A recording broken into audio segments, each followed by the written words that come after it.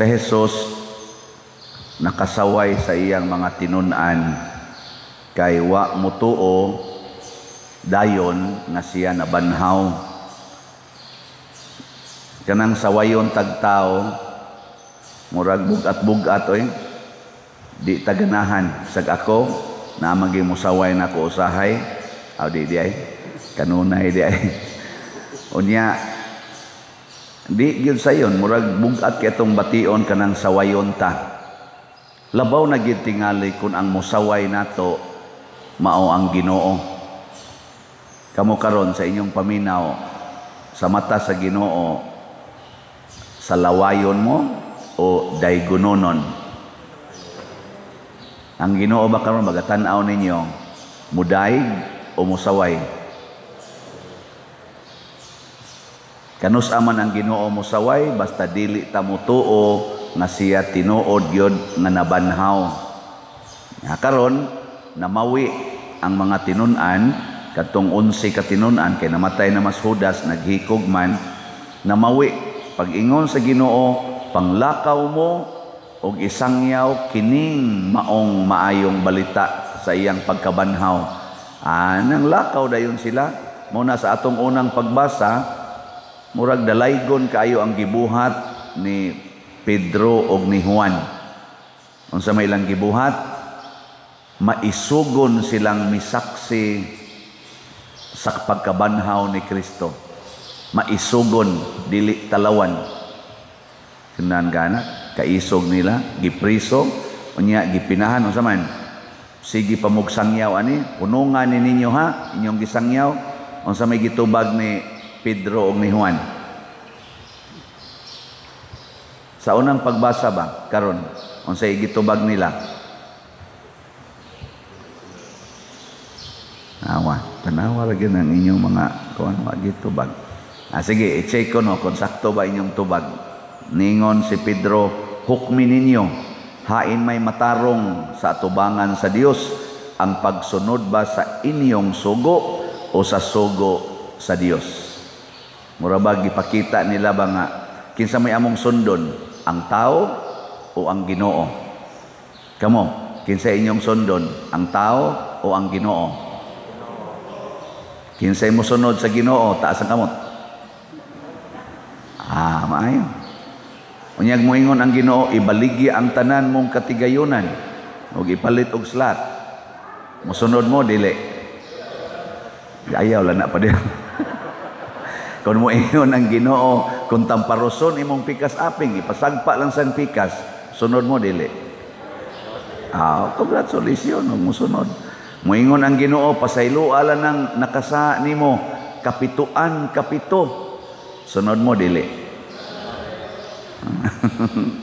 Mga buangon kay tayo. Muna mahimo gitang sa lawayon. Congratulations sama ni Pedro kalungsod o nakasunod si ani, si San Lorenzo Ruiz o kasunod si San Vicente Ferrer og daghan kaayong mga santos. Kinsa man ang ganahan kay musunod sa Ginoo mga igsuon. Diri sa atong unang pagbasa, background check sa mga leader sa mga Hudiyo, kining mga apostoles, si Pedro ug si San Juan, nganong may kay silang mutabi, gamhanan pagyud. Unsa may ilang gisaligan? Ang una di ay nilang nahibaw-an, wa sila ka eskwela, way grado. Unya ikaduha, disipulo sila niadtong namatay nga nganlag Hesus nga ilang gilansang nga utros ang way grado. So kini di ay kusog mosunod sa Ginoo, kaning way grado, kanang wa ka eskwela ba? Pero kaning naka eskwela. Kamo naka eskwela mo? Niabot mo og high school? Wa. Kanang wa mo abot og high school, mo na sayo kay muanhi dinhi. Pero kanang niabot og college, dugay kay na muanhi, madomingo ra gyud na muanhi, late pagyod. Ngano man busy sa trabaho.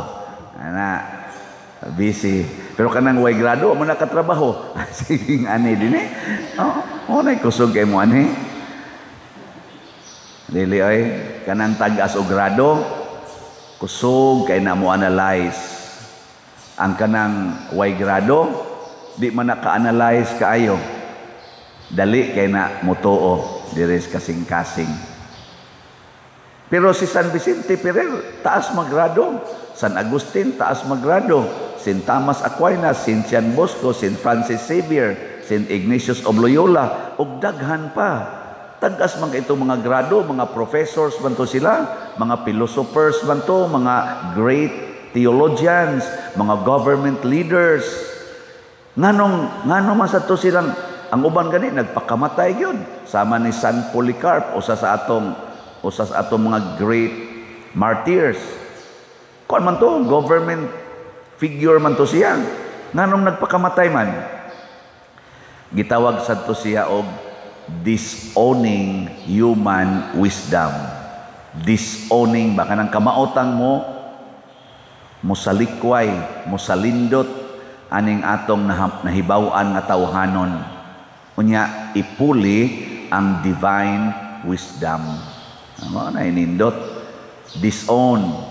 Ayaw gamita ang atong grado, kining atong human intelligence, human education, na mo'y atong basihan aron sundon ang pulong sa Ginoo. Di man na magsilbi. Muna karon gi-approve na ang homosexuality, same-sex marriage. Nga naman, gi-analyze magmaayo nga ang gugma kuno sa lalaki ngadto siyang isig ka lalaki parihara na sa gugma sa pari ngadtos madre og sa asawa ngadtos bana. Nya kay parihara man ang gugma ha. Nya ang definition nila sa gugma kana mang mo care ka, kana mang ma-ignite ka to sexual activity, sexually attracted ka, mo care ka, nya mahimo kang faithful anang imong gika-sex. O di pwede na mong kaslot. Kay ang faithfulness man mo'y ilang tanahon og ang sexual attraction pero wala nay moral basis. Di na sila mo gamit sa morality because morality belongs to God under sa guidance sa divine law.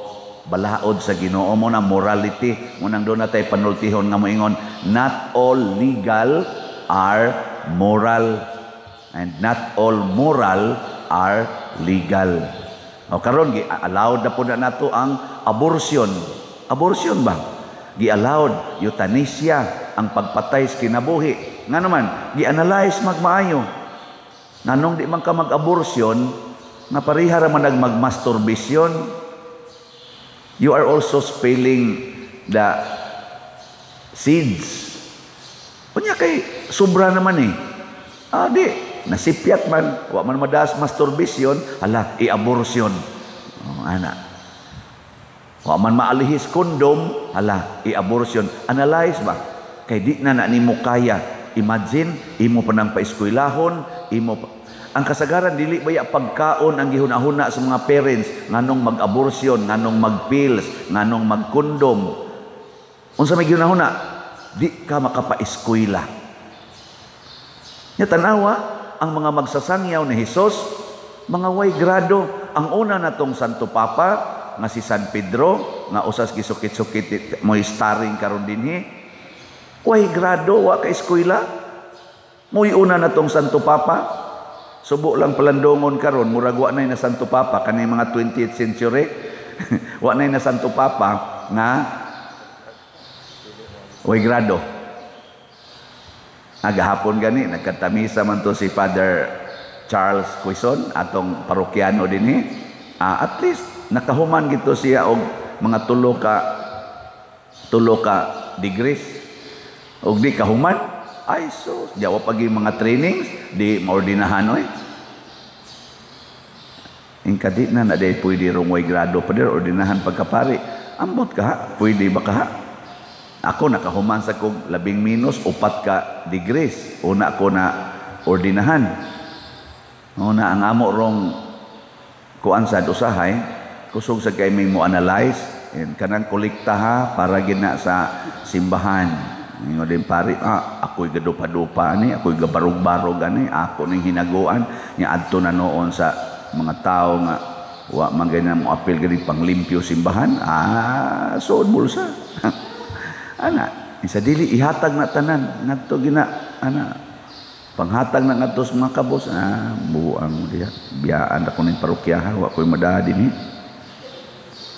Mura na lang sa Hinoon mi og mga kanang pipila or kadaghanan ba kaha sa mga government officials ang among termino dinhi 3 years ra, 6 years ra, pahimuos toy kay portindakuan ato gasto pag eleksyon na di ni mabawi kan sita. Mga buangon mo na inana, analyson ba unya kanira bang kusog kay mo analyze, it is always for the self. Kita ang atong human analysis ba kanunay gyung sentro ang akong kaayuhan. Pero ang gusto ni Kristo, isangyaw ang maayong balita, ang kaluwasan sa katawhan. Pasabot, dili ang atong kaluwasan, kung dili ang kaluwasan sa katawhan. Kinsa may mga credible kaning preachers, kadto ra sang kamaong musaksi sa ilang kinabuhi. Muna ningon si San Pedro, amo ning nadungog ug amo ning nakita.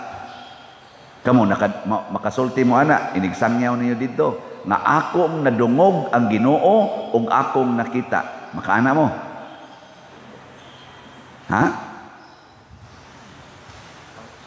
Uy. Di mo makainana. Sige nangawi-wi nangangisi lang ning among ngawi diri giwali ninyo wa gyapon mo kadungog. Sige tagbasa first reading, salmo responsorio og gospel wa gyapon mo kadungog. Nadungog na nato. Nya sige pataning online kamo mga online parishioners, sige mong kadungog.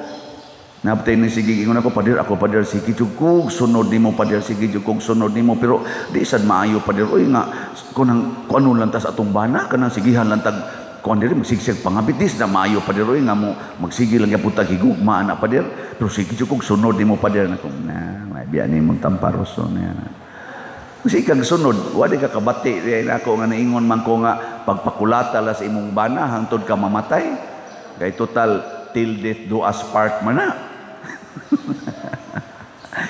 Oy, kitang doon ay grado, kusog itang mupili, unsay atong paminawon. Unsa say dili nato paminawon. Kadungog ta, pero gahi tag mga ulo. Muna matod pa ni Kristo, gisaway sila, pagkagahi ninyong ulo. Daghan nato na bilong atong mga gisaway pas Ginoo. Kanabang nakadungog o nakabati pero wa mamati. Nakadungog pero dili gustong makadungog. Ana, muna kamo diharon nga sige na mog tan-aw sa inyong orasan. Musta ning human nagyaw-yaw pariya. Nya wa sa mo kakita ni Kristo. Nakakita ta oy. Kada ninyo linya diri lawas ni Kristo. Amen. Lawas ni Kristo. Amen. Di nakakita ka nga si Kristo day na. O di mo na ito isangyaw. Amo ning nakita ug nadungog. Muna amo ning pamatud-an. Unsa may pamatud-an nato? Unsay estado sa imong kinabuhi, unsay sugo sa Ginoo para sa imong kinabuhi, puyi. Prago na mga empleyado, mga empleyado. Kanay permi man gining supalpal sa Tagalog pa, permi yung masupo. Kamong mga empleyado, hain may inyong gihigugma, trabaho o sweldo? Hain may inyo bang nganong mo trabaho mo para na sa trabaho o sa sweldo? Ug para gani sweldo mga buangon mo. Ngano man, wa gyud mo mga apply sa kompanya aron mga apply mog sweldo. Ang inyong gi-applyan trabaho. Why nag-apply sweldo trabaho. Kinsa may nang-apply sweldo, kinsa may ni promise nga mo sweldo ko. Ang mga employers pag-apply nila ngadto sa SEC, part na sa ilang commitment na muhatag mi og sa tawag ana legal dues to our employees according to the mandate of Department of Labor and Employment. Ang ni-commit ana ang employers, pero ang mga workers, kitang mga workers, ang atong commitment is to apply for a job. Kung nagtagaan kag daghang job, paglipay sa kini mo itrabaho. Ha? Way human-human. Di ba? Oy, magsige mo nagyaw yung gamay sweldo pag-overtime, pag-increase. Sige pa-increase. Trabaho imong gipangitayog, di ka sweldo ako sa katuig. Trabaho diha hangtod ka mamatay kay imo nang gi-applyan. Ako sa akong pagkapari, unsa may akong gi-applyan to preach the gospel and to configure, to conform my life to this sacrament nga akong gi-celebrate. Dili ang pagpangulikta. Kana nung pamaligyag slat, okay ra na. Kaya di masana para ako. Ipalit ninyo, adto mo na sa simbahan. Pero pangulikta, stipend, mo na akong pangitaon, dili oy. Pero huwag sa mo gamay di aron oy, kulikta. Nga naman, para na sa simbahan, di na para ako. Di ko gustuan na para ako na. Kay kung ako nang angkunon, nawa na ko sa mandate sa akong pagkapari. Kato Father Charles, naman to dihay picture nga gahapa-hapa dito sa Augs Cathedral. Gatanaw ko diba dito ba paghapa nila, dugay-dugay man nga maghapa. Himuon sa nanamo kada Verde Santo, kadang Veneration of the Cross. Unsa may meaning anang hapa sa salog? Why banig-banig ha? Hapa ka sa salog. Mao nay pasabot og total abandonment of self to God. Total abandonment. Hapa. Mabita na ka ng mga kriminal o ka ng mga gipangita sa balaod o masakpa na yun. Hapa.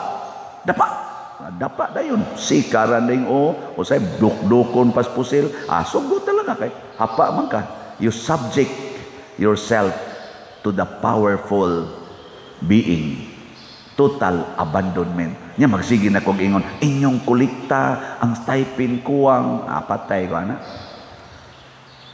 Sana ka mong nanrabaho, apply mong trabaho, ay mo pangitag sweldo. Sagdain lang tong employer, huwag mo hatag bag sweldo o dili. Sila, mo sa to'y makapalangit nila. Ang makapalangit nato, ang pagtrabaho. Kinsa may makasabot ana, ang mga tao rasad nga, kamaong mudison sa ilang abilidad. Ang kamaong muhigugma sa Ginoo nga nag-istorya niini ug nagsugo kanato. Matud pa ni Kristo, nakadawat mo aning inyong nadawat nga way bayad, ayaw sa mo pangayog bayad, pero dawat mo bisan unsay ilang ihatag kaninyo. Hasta nindota na, relax kay kastanan. No, wagi kusmod og naong nga nagtrabaho. Sige, nindog na ta.